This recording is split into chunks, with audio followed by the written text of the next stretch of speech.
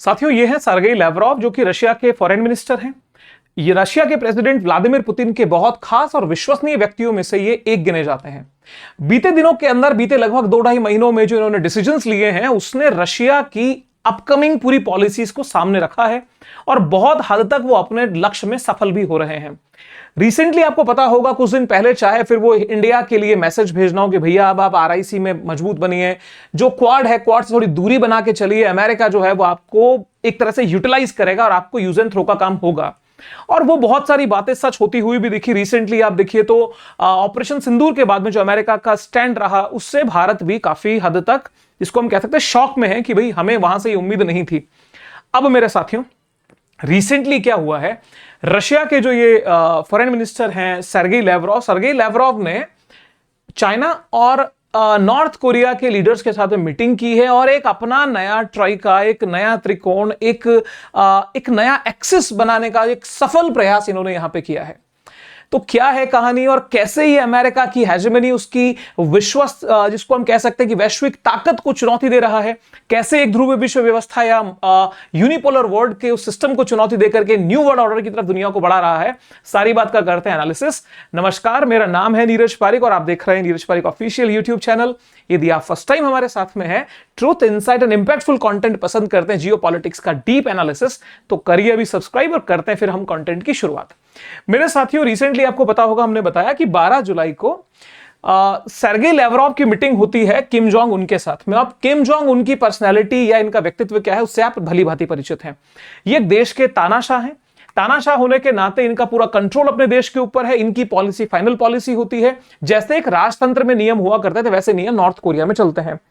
खुला और एकदम सीधी बात बोलकर के अमेरिका की सीधी खिलाफत करना, अमेरिका को सीधा चैलेंज देना, अमेरिका के किसी दबाव में नहीं आना, चाहे फिर वो दुनिया के कितने भी तरह के सैंक्शंस लगे, रिस्ट्रिक्शंस लगे, फिर चाहे पॉलिसी के ऊपर कुछ भी एक्शन लेना पड़े, इन्होंने अपने उस पक्ष में लिया और अमेरिका के दबाव को स्वीकार नहीं किया। एक मुद्दा यह हो सकता है कि वहां के आंतरिक जनजीवन कैसा है, वहां की इंटरनल पॉलिटिक्स कैसी है, वहां के लोगों की लाइफ में क्या पॉजिटिविटी, नेगेटिविटी या ह्यूमन राइट्स, वो इश्यूज अपने अलग डिस्कशन के पार्ट हैं। लेकिन ग्लोबल पॉलिटिक्स में अमेरिका के दबाव में किम जोंग उन नहीं आए। अब किम जोंग उन नहीं आए, साथ में भी मुलाकात हुई। मुलाकात होने के साथ साथ में कुछ ऐसी बातें निकल के आई जिसने कि अमेरिका को इस माहौल में, जब मैं इस माहौल को बोल रहा हूं तो इस बात को गौर से समझिए। एक तरफ अमेरिका जो है वो पूरे नाटो के उस एरिया में फंसा हुआ है, यूक्रेन और रशिया के बीच में। मिडिल ईस्ट में आप आ जाइए तो इजराइल और ईरान का कॉन्फ्लिक्ट अपने चरम के ऊपर अभी रहा है, उसके बीच में भी अमेरिका की भूमिका रही बात भारत और पाकिस्तान के सिलसिले की, उसके अंदर भी साहब ने क्रेडिट लेने में कमी नहीं छोड़ी और कहा कि भाई हम इसे सुलझा रहे हैं। तीसरी तरफ और चौथी तरफ आप देखिए तो ट्रेड वॉर का एक ऐसा गंदा माहौल बनाया पूरी दुनिया के अंदर, जिससे कि पूरी इकोनॉमीज एक इनसिक्योरिटी के अंदर है और नए जो अलाइनमेंट है उसकी तरफ दुनिया जा रही है। वो वैसे देखा जाए दुनिया के लिए अच्छा भी है, क्योंकि जिसको कहते हैं ना कि रंग पहचान लिए, चलो अब दूरी बढ़ा लें, अपने नए अलाइन जो नए संबंध है नए देशों के साथ में विकसित कर लें, तो वो भविष्य के लिए फायदेमंद ही होगा। हो सकता है क्षणिक इस कुछ समय के अंदर कुछ तकलीफ पैदा करे। तो साहब, जब इनकी यहां पे मीटिंग हुई तो इंडिया में भी बहुत सारे न्यूज़पेपर्स ने इसको कवर किया। टाइम्स ऑफ इंडिया में जो कवर हुआ सर, उसको थोड़ा गौर से पढ़िएगा। एक शब्द बड़ा काम का है, बहुत गहरा है। नॉर्थ कोरियाज किम, यानी किम जोंग उन, offers Russia unconditional support. Unconditional support मतलब कि जो चाहिए वो मिलेगा, जैसा साथ चाहिए वैसा मिलेगा।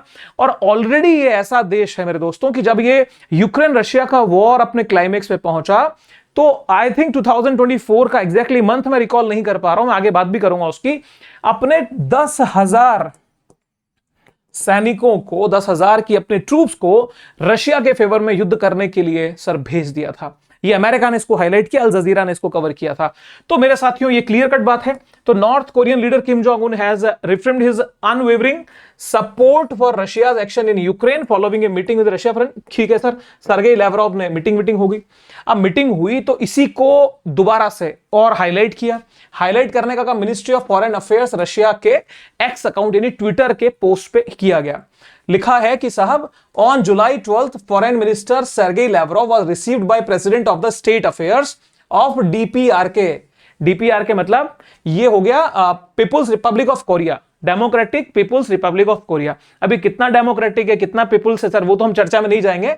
उसके किम जोंग उन से मुलाकात की। The Russian side express sincere gratitude for Pyongyang sir वहां की राजधानी है।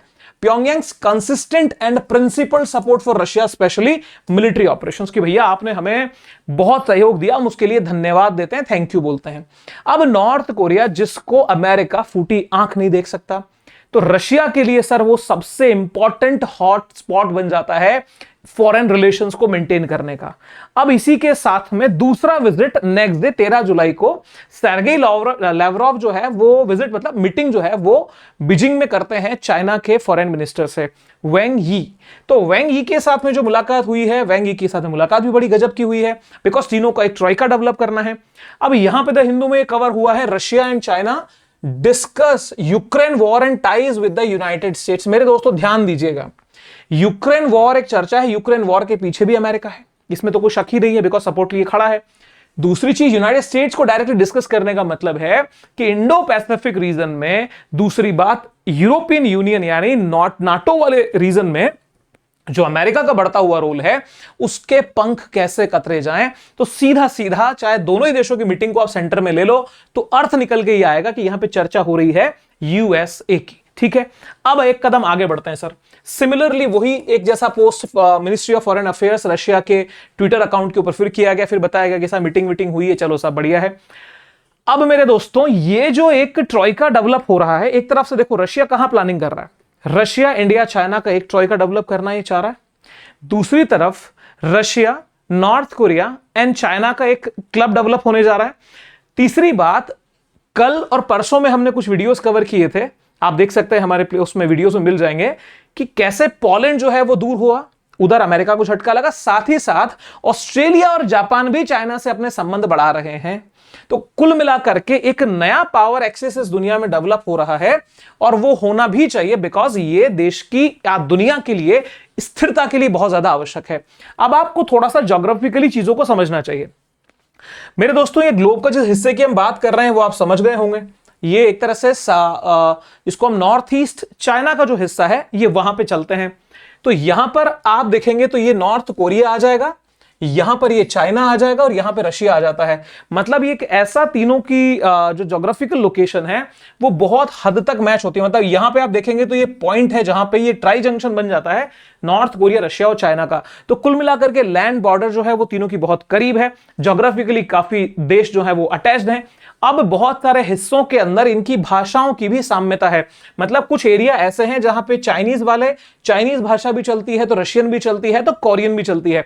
तो कुल मिला करके ये एक तरह से नेचुरल इनके बीच में अंडरस्टैंडिंग है। और आइडियोलॉजिकली आप देखेंगे तो कम्युनिज्म इनकी बेस के अंदर निकल के आपको दिख ही जाएगा। तो मेरे दोस्तों ये वो पॉइंट यहां पे समझ लीजिए, ये लोकेशन इसकी हो गई। अब साहब अंकल की परेशानी शुरू होती है। अंकल की परेशानी का रीजन क्या है, आपको अगर एक शब्द में कहूं तो वो है सेल्फ। मतलब अमेरिका की परेशानियों का कारण अमेरिका खुद है, जिससे वो खुद तो परेशान है ही और दुनिया की डिपेंडेंसी इतनी ज्यादा है कि दुनिया भी इससे परेशान हो जाती है। अब एक एक पॉइंट को बहुत ध्यान से समझिए। जैसे अभी प्रेसिडेंट एंड्रेस डूडा ने, जो कि पोलैंड के प्रेसिडेंट है, उन्होंने रिसेंटली कहा है कि भैया हम नाटो के लिए आप ज्यादा हमें स्पेस यूज मत करो, हमें परेशान मत करो, हमें आप साइड आउट करके चलते हो, अब हमारे एरिया से हम सप्लाई चेन बंद कर देंगे यदि हमें वेटेज नहीं दिया गया तो एक नाटो का एक नेशन, छोटा देश जो लगभग 2.5% के आसपास नाटो के पूरे बजट में कंट्रीब्यूट करता है, वो 66% तक के बजट कंट्रीब्यूट करने वाले देश को ओपनली बात कह करके निकल लिया। तो सर चैलेंज हुआ कि नहीं हुआ? अगर ये ऐसा हो गया तो सर यूक्रेन के लिए और पूरे नाटो रीजन के लिए बहुत बड़ी, मतलब जिसको बोलते हैं ना, खतरे की घंटी बज जाएगी। बहुत सारे देश ऐसे और होंगे जो शायद उससे निकलना चाहते हैं, बट होता ना शुरुआत कोई करे, तो शुरुआत तो उन्होंने यहां से कर दी। दूसरी बात, अभी एंथनी एल्बनीज ये चले गए साहब, ऑस्ट्रेलिया के जो प्रेसिडेंट प्राइम मिनिस्टर हैं, ये रशिया के साथ में टाई अप कर रहे हैं, रशिया से डील कर रहे हैं। जापान जो है वो रशिया के माफ कीजिएगा, चाइना नॉट रशिया, ये चाइना से डील कर रहे हैं, चाइना से अपनी दोस्ती बढ़ा रहे हैं। तो कुल मिलाकर के परेशानियां तो बढ़ी हैं। अब इनकी परेशानी का कारण है सर ये, इनको चाहिए ग्लोबल हेजेमनी, ग्लोबल एक तरह से वैश्विक सत्ता इनको चाहिए। ठीक है, तो इनको ग्लोबल सत्ता चाहिए, दुनिया के ऊपर इनको एक छत्र राज चाहिए, लेकिन ऐसा पॉसिबल है नहीं, क्योंकि जब जब इनके प्रयास रहे हैं कि यूनिपोलर वर्ल्ड बने, तो अब आप देखिए कि चाहे फिर वो ब्रिक्स हो, चाहे फिर वो एससीओ हो, चाहे फिर वो G77 यानी जो ग्लोबल साउथ के ऑर्गेनाइजेशंस की मैं बात कर रहा हूं, चाहे फिर वो अफ्रीकन यूनियन हो, इनके बहुत सारे मसलों में अमेरिका इनकी नीति निर्णयों के खिलाफ में सैंक्शंस लाने का काम करता है, इनके नियमों पर रिस्ट्रिक्शंस लगाने का काम करता है, और इनका अपने ऑफिस में बिठा के इंसल्ट करने का काम तो सर आजकल एक नया ट्रेंड पकड़ लिया है। इसी के लगते हुए एक बात मैं आपको और बताता हूं, यहां पे अभी देखो इनके साथ जो साउथ अफ्रीका के प्राइम मिनिस्टर के साथ में क्या हुआ था, आपने सबने देखा। अभी कुछ अफ्रीका के कुछ और देश गए थे, उनके साथ में बोला कि भैया थोड़ा जल्दी बोलो भाई, टाइम कम है ना, मतलब और भी काम है। आप सोचिए कितनी बड़ी बात है किसी देश के आप जिसको हेड ऑफ द गवर्नमेंट से आप इतना इंसल्टिंग वे में बात करते हैं, क्योंकि यूनाइटेड नेशंस में वोट वैल्यू यूएस के पास में भी एक ही वोट है, तो फिर वो चाहे छोटे से छोटा देश इस दुनिया का क्यों ना हो, उसके पास भी एक ही वोट है, तो एक इंसल्टिंग बिहेवियर है। यहां पे सर मैं ब्राजील के जो लीडरशिप है, ये ब्राजील के लीडर हैं लुला डिसिल्वा। लुला डिसिल्वा को तो सर मैं सैल्यूट करता हूं, बिकॉज इन्होंने जो दम दिखाया है, जो बोल्डनेस दिखाई है, रिस्ट्रिक्शंस के अगेंस्ट में ओपनली सर उसको कटाक्ष किया है, और वो बोलते ना कि वो झुकेगा नहीं, साला झुकना मंजूर नहीं किया, और क्लियर स्टेटमेंट दिए कि भैया हम निपट लेंगे, हम हमारे हिसाब से चीजों को सेट कर लेंगे। और वहीं से सर आग लगी और बोला गया कि जो ब्रिक्स के साथ जाएगा, ब्रिक्स वाला 10% एक्स्ट्रा टैरिफ हम लगाएंगे। यूएस ने बोला ना यही बात। तो ग्लोबल साउथ मतलब डेवलपिंग नेशंस जो एक जगह आना चाह रहे हैं, क्योंकि दुनिया में देखो भारत की फॉरेन पॉलिसी का बेस है मल्टीपोलर वर्ल्ड। दुनिया में शक्ति के जितने केंद्र बनेंगे, जितने शक्ति के केंद्र विकसित होंगे, उतना बेहतर दुनिया चलेगी, क्योंकि यहां नेगोशिएशंस जो है ना वो बेहतर हो जाएंगे, मोनोपोली कंट्रोल हो जाएगी। अब ये चीज जो है वो इनको बर्दाश्त नहीं है, इनको लगता है हेजेमनी हमारी हो, जो वो पूरी शक्ति, सत्ता, वैधता जो हो सब हमारी होनी चाहिए, हम दुनिया को नहीं, अपने से अलग नहीं जाने देंगे। जो हो कैपिटलिस्ट हो, जो हो हमारा जो लिबरल इकोनॉमी पे चले, और यूएस का डंका बजना चाहिए, सीधी बात। अब ऐसा क्या पॉसिबल है? जब ये दुनिया को यूनिपोलर वर्ल्ड के रूप में देखते हैं, तो अभी क्या है ना सर, दुनिया चेंज हुई। अब इनके सामने संकट खड़ा हो गया, एक्सक्लेमेटरी मार्क लग गया। एक तरफ तो सर चाइना एक सुपर पावर, एक जिसको कहते हैं कि पावर ब्लॉक के रूप में डेवलप हुआ, और रशिया अपने आप में पावर ब्लॉक सर शुरू से रहा ही है। रशिया कमजोर नहीं है अमेरिका के मुकाबले। अब अगर इस रूप में देखा जाए तो सर उसको चैलेंज हुआ कि नहीं हुआ? कहां पे दुनिया होती ऐसी सपनों की, यूटोपिया है ना, काल्पनिक संसार, और दुनिया हो रही है ऐसी। अब ये जो मल्टीपोलर वर्ल्ड बन रहा है ना सर, ये अमेरिका को सबसे ज्यादा परेशान कर रहा है। और अमेरिका की पहली कोशिश, आखिरी कोशिश ये है कि किसी भी तरह से अपने ब्लॉक को हम एक्सपेंड करें, फिर वो चाहे क्वाड हो, फिर वो चाहे ऑकस हो, फिर वो चाहे इवन यूएन भी मैं बोलूंगा, इसको भी कभी प्रूव करेंगे। इन सबके सहायता से वो ये चाहता है कैसे भी करके देश हमारे पलड़े में बैठ जाए। क्यों हिंदुस्तान के साथ में आप एलपीजी वाला जो खेल किया गया था, आईएमएफ और डब्ल्यूटीओ के उन परेशानियों को झेलने के बाद में हमने लिबरलाइज इकोनॉमी की तरफ गए, और लिबरलाइज इकोनॉमी होने के बाद में इस देश के बहुत सारे, आपको दिखा होगा विकास हमने बहुत जबरदस्त किया, लेकिन सर बात यह है कि उसके बहुत सारे नुकसान भी भारत ने झेले हैं इस अमेरिका के पीछे। अब साहब जब मल्टीपोलर वर्ल्ड बना तो अमेरिका की दृष्टि है दुनिया ऐसी होनी चाहिए, लेकिन दुनिया ऐसी है नहीं, दुनिया ऐसे चलती है, क्योंकि आप एक छत्र राज दुनिया पे करके अपनी पॉलिसी से एक लाठी से सबको नहीं हाँक सकते। आप अपने देश के अंदर स्टेबिलिटी डेवलप नहीं रख सकते। आप अमेरिका, आपको मतलब अमेरिका के अंदर खुद डोनाल्ड ट्रंप का विरोध हो रहा है। डोनाल्ड ट्रंप की पॉलिटिक्स कितनी लंबी, किस तरह से जाएगी, अमेरिका को किस दिशा में छोड़ देगी, क्योंकि मैंने कल भी अपने वीडियो में एक बात बोली थी कि अमेरिका फर्स्ट की पॉलिसी कहीं अमेरिका ओनली, मतलब ओनली अमेरिका की नीति पे चलता, अमेरिका ओनली ना रह जाए। ऐसा भी हो सकता है कि दुनिया जो है ना सर बंधी हुई है। आप मल्टीपल पावर ब्लॉक्स के बेसिस पे चलोगे, दुनिया में शांति बनेगी, दुनिया में इकोनॉमिक बैलेंस क्रिएट होगा, और जो है नेगोशिएशन यानी जो मोल भाव की बात है, बिकॉज मोनोपोली जहां कंट्रोल हो जाती है वहां पे फिर एक जिसको हम वैदिक भाषा में संगच्छत्वम संवदत्वम वाली बात बोलते हैं, सब साथ चलेंगे, साथ, तो साथ वाली बात यहां पे डेवलप होती है, और भारत की पॉलिसी है। और रिसेंट जो ट्रेंड जो कह रहे हैं, चाहे फिर वो इंडिया के कॉन्टेक्स्ट में हो, चाहे ब्राजील के कॉन्टेक्स्ट में हो, चाहे ऑस्ट्रेलिया कॉन्टेक्स्ट में हो, चाहे फिर वो जापान हो, कोरिया हो, रशिया हो, चाइना हो, सब कोशिश में लग चुके हैं, और धीरे धीरे ये हो रहा है इस दुनिया के अंदर। अब आप इसमें क्या सोचते हैं, कमेंट जरूर कीजिएगा, बताइएगा कि क्या मेरी बात सही है, मल्टीपल पावर ब्लॉक्स क्या इस दुनिया के लिए बेहतर ऑप्शन है। अब मेरे साथियों, अमेरिका के लिए एक बड़ा चैलेंज इंडो पैसिफिक रीजन है। इंडो पैसिफिक रीजन के मायने मतलब चैलेंज का यहां पे सिंगल एक ही पॉइंट है, वो है यहां चाइना। चाइना को एनी हाउ कंट्रोल करना है, तो साहब भारत के साथ में बातचीत की गई, भारत के रिलेशन जो है वो इतने बेहतर कर लिए गए कि हमारे देश के लीडर्स ने अब की बार ट्रंप सरकार तक के नारे लगा दिए। परिणाम क्या मिला वो आपके सामने है। दूसरी बात, दूसरा देश पकड़ा ऑस्ट्रेलिया, तीसरा पकड़ लिया जापान, और मिलके बोला जी एक क्वाड अपना ऑर्गेनाइजेशन बनाते हैं। तो बहुत सारी कोशिशें की भी, कैसे भी करके अमेरिका को सबसे बड़ा रोड़ा भी दुनिया में कोई दिख रहा है, इवन रशिया से भी ज्यादा, तो वो नजर आ रहा है इसको चाइना। अब वो चाइना को यानी हाउ कंट्रोल करना चाहता है, जिसके लिए वो भरकस कोशिश कर भी रहा है। अब मेरे दोस्तों, जो कोशिशें हुई हैं, फिर वो चाहे क्वाड हो, कॉकस हो, चाहे फिर वो IPEF हो, अब यहां पे यूएस बचा है। इंडिया जो है वो ऑपरेशन सिंदूर वाले इंसिडेंट के बाद में जो हमने ऑपरेशन सिंदूर किया, पाकिस्तान ने जितना, जो अमेरिका ने जो यहां पे ड्रामे क्रिएट किए, उसके बाद इंडिया कुछ हद तक इससे दूर जाता हुआ दिख रहा है। उसके बाद में टैरिफ का जो हमें परेशानी झेलनी पड़ी वो हमारे सामने ही है। जापान, कल हमने बात की थी, चाइना से टाइअप्स अपने इंक्रीज कर रहा है, बेचारा फंसा हुआ है। सिक्योरिटी पैक्ट जो है वो किए हुए हैं, अमेरिका से ट्रेड बढ़ाना चाहता है, चाइना से, बिकॉज पता है नेगोशिएशन की चाइना, अभी अमेरिका ने जापान के अगेंस्ट में स्पेशल लेटर दिखाया कि देखो साहब हम हमारे दोस्तों को नहीं बख्शे, तुम्हें क्या बख्शेंगे। तो ईगो बेचारे का हर्ट हो गया। ऑस्ट्रेलिया के जो एल्बनीज हैं, एंथनी एल्बनीज, वो चले ही गए, आपको पता है। यहां पे ऑस्ट्रेलिया, यूके, यूएस, और मतलब कुल मिलाकर के चाइना को कैसे भी काउंटर करने की कहानी।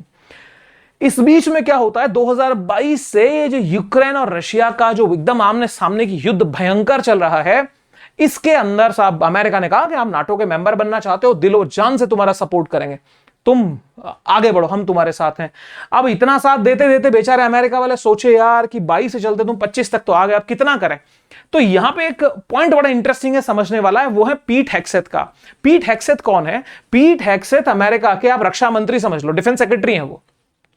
उन्होंने अपने एक ऑर्डर से साइन करके बोल दिया कि भैया इसको रोको, इसका हथियार देना रोको। ये वही कहानी मुझे याद आती है जब सुदामा के चावल जब वो भगवान श्री कृष्ण पा रहे थे और उसी में एक एक लोक उसको दिए जा रहे थे, सुदामा को मिल रहे थे, तो रुक्मिणी जी ने हाथ रोक लिया कि भैया एक तो रोको, सब सारा लुटा दोगे क्या। तो मालूम चला यार ट्रंप तो है तो बेतरतीब तरीके से डिसीजन ले रहा है। तो पीट हेग्सेथ ने सिग्नेचर करके हथियार की सप्लाई रोक दी सर। अब हथियार जाने बंद हो। ट्रंप साहब कह रहे हैं कि मुझे तो पता ही नहीं, बाद में इन्होंने बोला है कि मुझे तो पता ही नहीं कि हथियार रोक भी दिए गए क्या। अब मेरे दोस्तों क्या होता है, जब ये हथियार रोके और रिसेंटली बीते गुरुवार को हमला हुआ भयंकर रशिया की तरफ से, तो इन्होंने हाथ खड़े करके बोला भाई हमारे को डिफेंस सिस्टम दे दो, हमें ड्रोन चाहिए, हमें एयर डिफेंस करना पड़ेगा वरना हम फंस जाएंगे। तो इन्होंने कहा अच्छा ऐसी बात हो गई, तो हथियार हम तुम्हें देंगे। हथियार तो स्पेशल राइट्स का यूज करते हुए यूएस ने जेलेंस्की को कहा कि बेलो हथियार तुम हम सप्लाई करेंगे।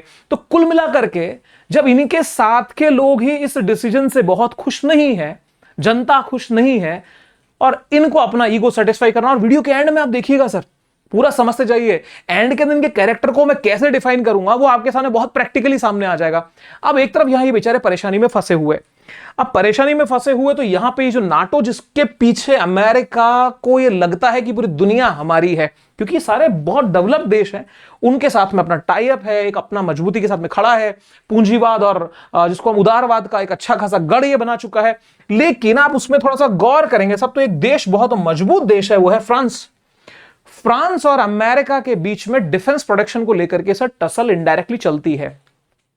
जो एक इंडस्ट्री अमेरिका के पास में है, डिफेंस इंडस्ट्री के ऊपर बहुत फोकस करता है, अब वैसा ही बड़ा डिफेंस का सर एक्सपोर्टर फ्रांस भी है। अब आपने देखा होगा इंडिया जब राफेल के लिए फाइट कर रहे हो, हम सॉरी अब अपना फाइटर जेट्स के लिए हम दुनिया को बिड हमने करवाया कि भैया हमें बताओ कौन कौन है, तो उसके लिए फ्रांस और यूएस लास्ट तक आगे बढ़ रहे थे। अब जब आपने ऑकस बनाया और ऑस्ट्रेलिया के साथ में नंबर सबमरीन की जो न्यूक्लियर सबमरीन आपने पहुंचाई कि हाँ परमाणु पनडुब्बी देंगे, उसमें आपने नाराज किसको किया था? फ्रांस को किया था। बात को समझिएगा। दूसरी चीज, पोलैंड, मिस्टर डूडा का जो प्रेसिडेंट डूडा ने जो स्टेटमेंट दिया आपको पता ही है। टर्की अपने अलग खेल पे है, दोनों में बैलेंस करना चाह रहा है, वो रशिया से ही बैलेंस चाह रहा है, अमेरिका से भी चाह रहा है, तो बहुत मजबूत स्थिति में नहीं है।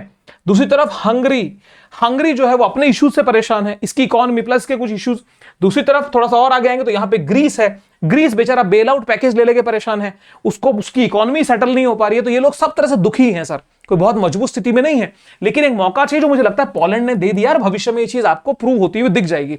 अब मेरे साथियों, इन सारी स्थितियों के बीच में अमेरिका जो 66% कंट्रीब्यूट कर रहा है, अब ये चाह रहा है कि भाई जो बाकी देश हैं नाटो वाले, वो या जो उसके जो अलाइज हैं, चाहे फिर वो इंडिया ही क्यों ना हो, चाहे फिर ऑस्ट्रेलिया हो, चाहे कोई भी देश हो, वो अपने बजट एक्सपेंडिचर को बढ़ाए, यानी डिफेंस बजट को इंक्रीज करे, सो दैट ये बाकी जगह पे फोकस करे। हम बार बार इसके ऊपर बात करते हैं, बाकी जगह पे फोकस में कहां करोगे आप? कहां पे? इंडो पैसिफिक में। अब मेरे दोस्तों यहां पे इस इमेज को आप थोड़ा गौर से देखिए मेरे दोस्तों। मुलाकात ही कब हुई? कुछ साल पहले, जब डोनाल्ड ट्रंप जो है वो साउथ कोरिया गए थे। साउथ कोरिया की बॉर्डर पे साहब हैंडशेक हुआ था, बिल्कुल बढ़िया इनकी मुलाकात हुई। अब इस मुलाकात में आप चेहरों को देख लीजिए सर, जियोपॉलिटिक्स में इनका ही एनालिसिस बहुत मायने रखता है। आप यहां पे अगर अंकल का चेहरा देखोगे तो लग रहा है कि अंकल मुस्कुराना चाह रहे हैं, अंकल मुस्कुराना चाह रहे हैं। और इनको देखिए, इनको हंसी आ रही है। दोनों में अंतर है। ये हंसना चाहते हैं, ये मुस्कुराना चाहते हैं और इनको हंसी आ रही है। तो कुल मिला करके कॉन्फिडेंस का लेवल एकदम क्लियर है। इनको पता है कि भैया हम हमारे लेवल पे बेस्ट हैं। अब यही एटीट्यूड जो इनका रहा, जैसे न्यूक्लियर टेस्ट कर लिए, न्यूक्लियर खुद को स्टेबल किया, यही चीज ईरान के साथ में हो जाती यदि, यही तो डर है अमेरिका को कि ये आज अनकंट्रोल्ड है because of nuclear weapon. Nuclear weapon है, कोई टेंशन ही नहीं है भाई, अल्टीमेटली क्या होगा? तुम हम पे परेशान करो, अगर न्यूक्लियर बम फोड़ भी दिया भाई हम तो बर्बाद हो जाएंगे, हम तो डूबेंगे सब, तुमको भी ले डूबेंगे। तो ये बैलेंस ऑफ पावर क्रिएट करता है। इसे टेक्निकल लैंग्वेज में डिटरेंस कहते हैं। और डिटरेंस में क्या होता है? भय से शांति डेवलप होती है। तो इसलिए मल्टीपल पावर ब्लॉक्स का दुनिया में होना बहुत जरूरी है। अब नॉर्थ कोरिया कंट्रोल के बाहर है, बिकॉज नॉर्थ कोरिया के पास में सपोर्ट बहुत जबरदस्त है। अब इतना भयंकर सपोर्ट तो कोई डरे किससे? ठीक है सर। अब यहां पे 12 जुलाई को क्या हो गया, एक एक वाक्य को बहुत ध्यान से सुनिए और समझिए। किम जोंग उन कह रहे हैं कि रूस को हमारी तरफ से यूक्रेन युद्ध में बिना शर्त समर्थन है, ये तो आप जान चुके हैं। अब रशिया ने क्या कहा? रशिया ने कहा कि यार इतना दिल से बोल गया तो इसके लिए भी कुछ तो बोलना पड़ेगा। रूस ने दक्षिण कोरिया, जापान और अमेरिका के गठबंधन को चेतावनी दी है। क्या बोला है? उत्तर कोरिया को अलग करने की कोशिश मत करना। ठीक है, मतलब इस पे उठाई गई अंगुली मेरे पे मानने होगी भैया कि हम, आपने हमारे को चैलेंज दे दिया। तो रिलेशनशिप काफी डीप हो रहे हैं। अब आप यहां पे आप देखिए कि ये कोरियन पेनिनसुला यानी कोरिया प्रायद्वीप है ये पूरा। और यहां पे अगर मैं गलत नहीं हूं तो 38 डिग्री नॉर्थ जो लैटिट्यूड है, अक्षांश रेखा है, वो इनको सेपरेट करती है, मानने ऐसा है। तो उसके जो नॉर्थ की तरफ आप देखेंगे तो नॉर्थ कोरिया है और साउथ की तरफ साउथ कोरिया है। साउथ कोरिया यूएसए के एक एजेंडा या यूएसए की विचारधारा से प्रभावित है, और जबकि ये कम्युनिस्ट विचारधारा से प्रभावित है। और यही मूल लड़ाई झगड़ा इनका रहा है, जिसकी वजह से युद्ध हुए, तनाव हुए।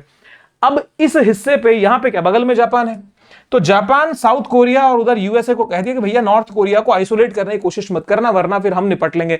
तो ये निपट लेने का मतलब क्या है? मैसेज साफ देना है कि अब चाइना, रशिया और नॉर्थ कोरिया, अब हम अलाइन हो रहे हैं, हम एक हो रहे हैं मजबूती के साथ में। अब आपको एक चीज और समझनी चाहिए, अमेरिका ने जो सैंक्शंस लगाए हैं वो ना सिर्फ रशिया पे लगाए हैं, बल्कि नॉर्थ कोरिया बहुत सारे लगाए हैं। अब देखो दोनों बैलेंस कैसे हो रहे हैं, ध्यान से देखिएगा। उत्तर कोरिया के लिए रूस का नया सहयोग, सैन्य ड्रोन, आर्टिलरी और रडार सिस्टम के साथ टेक्नोलॉजी सहयोग किया जाएगा। वाजी वाह, मजे हो गए।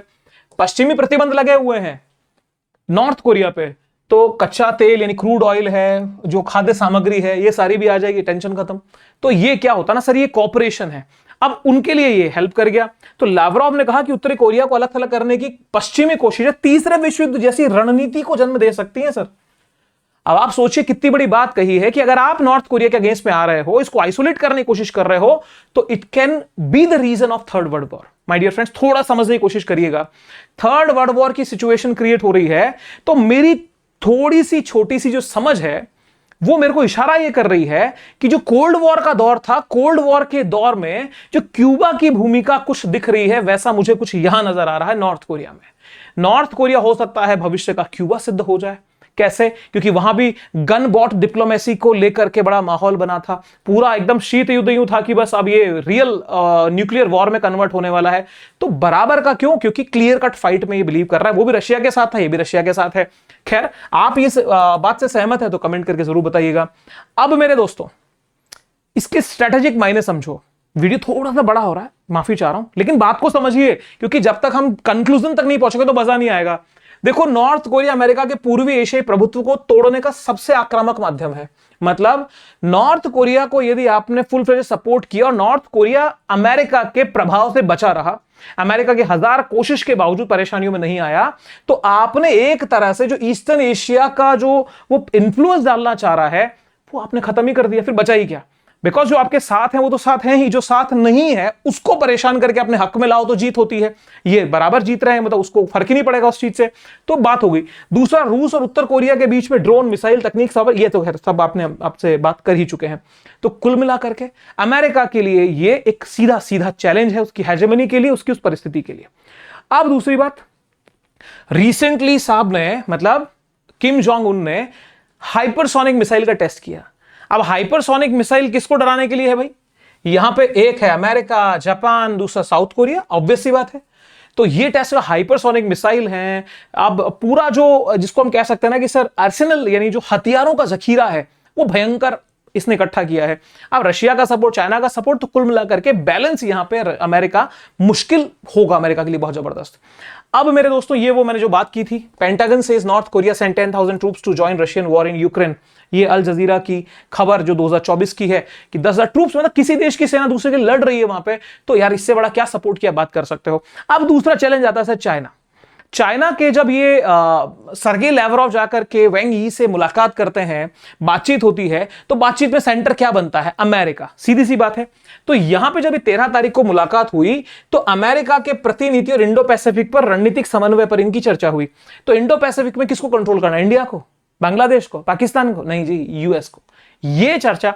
अब यहां पे 2-3 चीजों के मायने हमें समझने होंगे। पहला क्या है, वैंग यी ने कहा कि ये स्टेटमेंट बड़ा सर बहुत महत्वपूर्ण है, ये आपको बहुत कुछ समझाएगा। रूस चीन संबंध दुनिया के किसी भी बायलिटरल यानी द्विपक्षीय संबंध से अधिक स्थिर और मैच्योर है। मतलब इन्होंने क्या कह दिया कि यदि दुनिया के अंदर आप बायलिटरल रिलेशंस देखने जाओगे तो उसमें अगर प्राइम, सबसे प्योर, सबसे जबरदस्त कोई रिलेशन मिलेगा तो आपको चाइना और रशिया का मिलेगा। इसका मतलब दुनिया का बेस्ट रिलेशनशिप तो है ही, और चाइना का भी सबसे विश्वस्त या रशिया का सबसे विश्वस्त कौन है? आपस में हम दो देश हैं, यानी हमारे बायलिटरल रिलेशन की होड़ कोई कर नहीं सकता, हम दोनों साथ थे, हैं और रहेंगे। इतनी गहरी बात यहां पे कही। दूसरी चीज, सीधा सैन्य हस्तक्षेप से बचा है लेकिन इनडायरेक्टली रशिया की नीतियों के प्रति सहमति जता दी है। ऑलरेडी ये साउथ चाइना सी में और साइबेरिया के अंदर बहुत सारे जो मिलिट्री एक्सरसाइज है वो ये कर ही रहे हैं। तो कुल मिलाकर के मजबूत हैं। अब जब इतनी बड़ी बात उन्होंने कही तो रशिया ने क्या कहा? चीन अब यूक्रेन युद्ध के मुद्दे पर तटस्थ नहीं है। तटस्थ मतलब समझते हैं, न्यूट्रल। न्यूट्रल वही कि ये समय युद्ध का नहीं है। मेरी बात को समझिएगा, मैं आलोचना नहीं कर रहा हूं, मैं सत्य बोल रहा हूं, क्योंकि यही ट्रूथ इनसाइड एंड इंपैक्ट है। हम बायस्ड नहीं हो सकते, सच तो सच है। तो अब यह कह रहा है कि चाइना यूक्रेन युद्ध पर तटस्थ नहीं है, बल्कि संवेदनशील सहानुभूति, मतलब सिंपैथी है फुल के साथ रूस के दृष्टिकोण को समझता है। तो इसका मतलब कौन नहीं समझता है? उसका एक विश्वस्त देश की लीडरशिप, यानी हमारा देश, जो उसको सलाह दे रहा था उस मौके पे कि दुनिया युद्ध की नहीं है, ये टाइम युद्ध का नहीं है। भाई जब युद्ध का नहीं है तो आपके वाले सीन के अंदर भी रशिया चुप्पी साध के रह गया। तो क्या होता है सर? ये तो टिट फॉर टैट है। जब आरआईसी के लिए बहुत सारी बातें हो रही हैं तो हमें क्या करना पड़ेगा? इन चीजों को गौर करना पड़ेगा। समझता है मतलब कौन नहीं समझता वो पहले समझिए। तटस्थ नहीं है, कौन तटस्थ है वो भी समझिए। तो कुल मिलाकर के इंडिया को जरूरत है सर अपने थोड़े डिसीजंस को प्रो लेवल पे लाने की, और चाइना के, माफ कीजिएगा, रशिया के साथ में अपने रिलेशंस को और मजबूती से करने की, और मित्रता के जाम जो है वो छलक गए, चीयर्स हो गया, दोनों देश साथ साथ आगे बढ़ गए। तो सर इन सब चीजों के बीच में अंकल को परेशानी तो बहुत ज्यादा होनी है। अब यूएस ऐसा तो नहीं है कि चुप बैठ जाएगा, यूएसए भी कुछ डिसीजन तो लेगा ही लेगा। उसके डिसीजन में क्या हो सकता है? आप पहले तो ये समझो कि उसकी परिस्थिति क्या क्या, हमारे 2 पॉइंट है ना। हाँ, रणनीतिक उलझन देखेंगे, फिर प्रतिक्रिया देखेंगे। तो पहली रणनीतिक उलझन में सर मोटा मोटी 3 जगह देख लो। यूक्रेन युद्ध में फंसा हुआ है, साथी लोग में सहमत नहीं है, पोलैंड जो बीच में हाथ खड़े कर रहा है तो समस्या कर रहा है। इंडो पैसिफिक के अंदर चीन का उभार मजबूती से हो रहा है, क्वाड के सदस्य देशों जैसे ऑस्ट्रेलिया और जापान की चीन से नरमी बढ़ रही है, तो यह परेशानी का कारण है। कोरिया के अंदर आप देख रहे हो कि आक्रामक और रूस की उसके नजदीकी बढ़ना। तो कुल मिलाकर के मल्टीपल फ्रंट्स के ऊपर अमेरिका यानी यूएस जो है वो ट्रबल में या उसकी पावर के अंदर अब ढलान आना शुरू हो चुका है। कल भी मैंने एक वीडियो में बात बोली थी कि मुझे लगता है कि कर्व अब यूं जा चुका है, जो पॉइंट था अब टर्निंग पॉइंट है, अब यहां से चीजें बदलेंगी और दुनिया एक डिफरेंट ग्लोबल ऑर्डर की तरफ जाएगी। अब प्रतिक्रिया वो क्या देगा? जापान और दक्षिणी कोरिया में मिसाइल डिफेंस सिस्टम का विस्तार करेगा, कर सकता है, बिकॉज जापान है और साउथ कोरिया, इन्हीं को 2 को क्लियर कट टारगेट में लिया है, तो ये उनको अपनी तरफ और लाएगा और वहां पे डिफेंस सिस्टम को मजबूत कर सकता है। भारत यानी हमारे साथ इंडो पैसिफिक रणनीति को पुनर्जीवित करने की कोशिश करेगा। और आप देखिए कि ये जो सारा ट्रेड वॉर हो रहा है, कभी हम फार्मास्यूटिकल पे लगाने की बात बोल रहा है, कभी कॉपर पे, कभी स्टील पे, कभी कहता है एग्रीकल्चर सेक्टर, तो ये सारे दबाव किस लिए हैं? ये दबाव हैं कि भैया अल्टीमेटली जैसा कहें वैसा करो और हमारे साथ में जुड़े रहो, कोई प्रॉब्लम नहीं होगी। और आदि देख लीजिएगा, यदि अमेरिका की शर्तों पे भारत मानता है तो सारे टैरिफ, जैसे तवे पे गर्म पानी गायब होता है ना सर, बिल्कुल गर्म पानी, तवे पे पानी की एक बूंद डालो एकदम गायब, वैसे सारी चर्चा खत्म हो जाएगी। आप मना करके देखिए, आपके ऊपर एकदम सैंक्शंस बैक टू बैक, आपके ऊपर टैरिफ बैक टू बैक, क्योंकि ब्राजील तो जवाब दे चुका है, ऑस्ट्रेलिया वहां से निकल चुका है, पोलैंड भी जो इशारा कर चुका है। तो भारत की बारी है। भारत अब क्या सोच रहा है, वो लीडरशिप का अपना डिसीजन है। चाइना पे नई आर्थिक पाबंदियां लगाने की कोशिश वो करेगा, लेकिन मुझे लगता है सर वो इसमें सक्सेसफुल नहीं होगा। यूं नहीं होगा कि चाइना के अंदर बहुत सारी अमेरिकन कंपनियों का इन्वेस्टमेंट है, स्पेशली आप देखिए तो टेस्ला का है, स्पेस आपकी जो इसकी क्या नाम बोल रहा हूं मैं, एप्पल के जो कंपनीज है उसका यहां पे सारा मामला है, बहुत सारी और कंपनियों के मैन्युफैक्चरिंग यूनिट्स यहां लगी हुई हैं। तो क्या होता है सर कि बिजनेस बेस्ड जो कम्युनिटी है वो इसका सपोर्ट नहीं करेगी, और अगर यहां पे कुछ हुआ तो अमेरिका के शेयर मार्केट का गिरना तय है, वो परेशानी का कारण बन सकता है। और नॉर्थ कोरिया के खिलाफ यूएन के स्तर पर सर फिर से वो प्रतिबंधों की मांग कर सकता है। तो कुल मिलाकर के जो करने वाले काम है वो बहुत मजबूत नहीं है, लेकिन जो एक्शन हुआ है वो काफी मजबूत नजर आ रहा है। अब मैं आपको जो बोल रहा था कि सर एंड के अंदर हम उस कैरेक्टर को समझने की कोशिश करेंगे। ये रियल डोनाल्ड ट्रंप है, ये कोई एआई जनरेटेड इमेज नहीं है। WWE के पुराने वीडियोस देखिएगा तो उसमें आपको नजर आएंगे। अब इसका जो कैरेक्टर है इस देश का वो आपको समझना होगा। मान लीजिए ये एक देश है, ये दूसरा देश है, और इसको आप यूएन समझ लीजिए, ठीक है। तो यूएन की मदद से किसी देश के साथ में संपर्क साधते हैं। अमेरिका का नेचर समझिएगा, साध लिया जी, बातचीत मिल लिए, यूएन गायब और कम्युनिकेशन शुरू, ठीक है, संवाद शुरू, अपने नेगोशिएशन स्टार्ट, अपनी बात स्टार्ट। जब नेगोशिएशन में कोई देश झुकेगा नहीं तो फिर आंख मिलाते मिलाते आंख दिखाने की काम यहां पे शुरू हो जाता है। आंख दिखा दिया गया। अब आंख दिखाने के बाद में यूएन फिर आता है, अलग अलग WTO आता है, IMF आता है, दुनिया भर के सैंक्शंस आते हैं, परेशानियों में फंसा दिया जाता है, और फिर उसके बाद के अंदर उसका जो दूसरा साथी देश है वो बगल में आके खड़ा होता है और इसको परेशानी में फंसा करके बेचारे के साथ में दोनों मिलकर के क्या करते हैं, उसकी दुर्गति कर देते हैं। ये ऐसा कितने देशों के साथ में, आप रिसेंटली जो ईरान में हुआ वो यही तो था। अगर आप ईरान का मसला समझें तो इसको आप ईरान समझते तो यूएस है, ये इजराइल है, बाकी ये यूनाइटेड नेशन की एजेंसियां हैं, चाहे फिर वो IAEA हो या फिर कोई और हो। तो इस स्थिति के अंदर दूसरे देश को खत्म करना, इराक, अफगानिस्तान, लीबिया, इसके अलावा आप देखिए तो सीरिया, बहुत सारे देशों के एग्जांपल हैं। फिर निमंत्रण दे दूंगा मैं तो यहीं पे आ जाओ, 20 देशों की कहानी है। अमेरिका ने इसी तरीके से सबको खत्म किया और फाइनली फिर अपना खुद का विनर खड़ा करो जी, ये हमारा सच्चा है। फिर देश की सत्ता पलटनी हो, जैसा कि ईरान में पहले इन्होंने यही किया था। तो देश के अंदर भी और देशों, दो देशों के बीच में भी, यानी इंटरनेशनल लेवल पे चाहे इंटरनेशनल लेवल पे सेम स्ट्रेटजी, सेम रणनीति अपनाते हैं और फिर उसमें बाद में क्लिक बाइट वगैरह चलता है जी, पेपराजी वगैरह, मतलब पूरा माहौल और मीडिया बाइट्स दिए जाते हैं और कहते हैं कि हमें क्या चाहिए, शांति का नोबल चाहिए, हम जो है वो दुनिया में शांति के प्रवाहक हैं। ये रियल नेचर यूएस का है। मैं केवल ट्रंप की बात नहीं कर रहा, यूएस की हिस्ट्री आपको इस रूप में दिखेगी। इस देश, ये तरह से ये देश दुनिया के लिए समस्याओं की बहुत बड़ी जड़ बना है, ये प्रूव्ड है। अब साहब हमें देखना होगा कि इंडिया की रणनीति क्या होगी, क्योंकि देखिए देशों के बीच में संबंधों को एक एक खत्म नहीं किया जा सकता और दुनिया में किसी ऐसा देश, इतने बड़ा देश हो, उससे संबंधों को इग्नोर भी नहीं किया जा सकता, लेकिन एटलीस्ट बैलेंस बनाया जा सकता है। क्योंकि हमारा जो झुकाव जिस तरीके से प्रो अमेरिका की तरफ हमारी पॉलिसीज हुई, जो कि हमारे देश के कैरेक्टर को सूट ही नहीं करती थी, तो वो परेशानियां दे रही हैं। हमारी लीडरशिप मजबूत है, हमारी लीडरशिप स्ट्रांग डिसीजन ले सकती है, क्योंकि एक अच्छी मजबूत सरकार इस देश में चल रही है, पर मजबूती दिखाने की जरूरत है। अब हमें कुछ ऐसे डिसीजन लेकर के, क्योंकि रियल फेस तो इसका यही है। अब जब हम जैसे छोटे लोग हो सकता है गलत एनालिसिस कर रहे हैं, भाई हम तो छोटे लोग हैं, नहीं कर सकते, लेकिन वो तो बड़े लोग बैठे हैं, क्योंकि प्रमाण जो है सर, चमत्कार को नमस्कार होता है। जो दुनिया में हो रहा है वो देख करके आपके डिसीजन को सही और गलत मानेंगे, ये तो क्लियर कट बात है। लेकिन अगर ये बात सच है तो देश को सोचना पड़ेगा और अपने जो मजबूत अलाई, अपना जो मजबूत देश है रशिया के साथ में फिर से एक अपना बैलेंस बनाते हुए चीजों को आगे लेके जाना पड़ेगा। चाइना के साथ में निश्चित रूप से डाउट्स होते हैं, उन डाउट्स को डिप्लोमेटिक लेवल पे क्लियर करके और एक नया ग्लोबल ऑर्डर, नया विश्व व्यवस्था की तरफ भारत एक मजबूत रोल निभाए। उदाहरण ब्राजील हमारे सामने है, जो बहुत मजबूती से खड़ा हुआ है, और हाल ही में मोदी जी का और लुला डिसिल्वा का एक जो जिसको कह सकते हैं कि बहुत ही अच्छी मीटिंग हुई है, वो मेरे को लगता है निश्चित रूप से भारत को भी एक अच्छे रास्ते की तरफ ले जाने का मार्ग प्रशस्त करेगी। तो मेरे दोस्तों, उम्मीद है ये कंटेंट आपको पसंद आया होगा। यदि आपको ये लेक्चर अच्छा लगा है, ट्रूथ इनसाइड एंड इंपैक्टफुल लगा है कि भाई बिना कोई बायसनेस के अनफिल्टर्ड और सीधी सरल बात आप लोगों के सामने हमने पेश की है, तो छोटा सा सहयोग मैं आपसे मांग सकता हूं। सहयोग क्या है? पैसा नहीं चाहिए, सिर्फ आपका सब्सक्रिप्शन चाहिए। यदि आप चैनल को सब्सक्राइब करते हैं तो बढ़ता हुआ परिवार हमारे हौसले को बढ़ाता है। मेरे दोस्तों, सिर्फ 2-2.25 महीने का यह परिवार है और इस 2 महीने के पीरियड में हम अप्रॉक्स 45,000 सब्सक्राइबर की फैमिली होने जा रहे हैं। अब आप इसमें विस्तार करते जाइए और हमसे जुड़ते जाइए। यदि आपको वाकई में कंटेंट अच्छा लगा, दोस्तों के साथ में शेयर जरूर करना और वीडियो को लाइक करना। कमेंट आपका क्या है उसका हमारे को इंतजार रहेगा। हर एक कमेंट मैं पर्सनली पढ़ता हूं और उसका एक एक रिप्लाई मैं खुद देता हूं, चाहे फिर वो रात को 3 बजे ही क्यों ना दूं, लेकिन मैं रिप्लाई जरूर आपको देता हूं। मेरे साथियों, कल फिर मिलूंगा आप लोगों के साथ में इसी चैनल के ऊपर। बने रहिएगा एक नए एक हॉट टॉपिक के साथ में। तब तक के लिए stay safe. Wish you very happy learning. जय Hind. See you soon again. Bye bye.